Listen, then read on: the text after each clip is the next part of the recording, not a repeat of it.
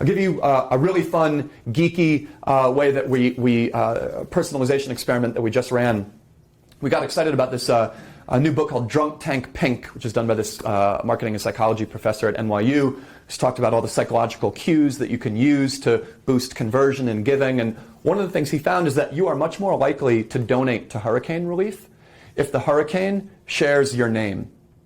Even if simply the first letter of the hurricane is the same first letter as your name, you don't share the first name, but you share first initial, you're far more likely to donate to hurricane relief for that hurricane.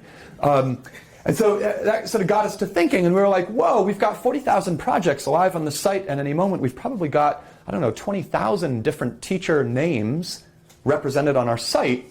We ought to match donors with teachers who share the same last name. So on Valentine's Day, we sent an email that said, roses are red, violets are blue, give to a teacher with the same name as you. And we would then, underneath that poem, say, there's a teacher, if your last name is Michaels, we would say, Mr. Michaels, a teacher in Memphis, Tennessee, has a project live on our site right now that we hope you'll support. And if you have one of the 10 most common last names, then we'll actually use first name as the basis, because you're going to be like, whoop-de-doo, you found a teacher with the last name is Smith, what a surprise. So if your last name is Smith, then we'll base it on first name, and if you have one of the 10 most common first names, then we'll revert to geography. And what we were able to see was that as strong as geo-targeting is, as powerful as it is to say, hey, there's a teacher who's a mile from you who has this specific need, we saw a 220% greater conversion comparing hardcore hyperlocal geo-targeting.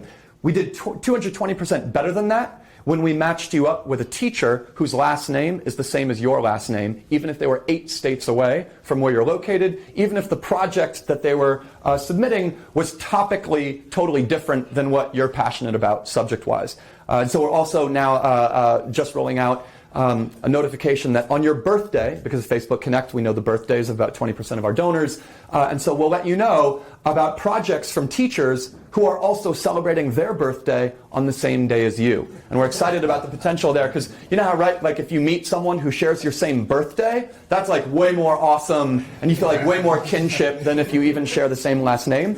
So we'll see the impact of that.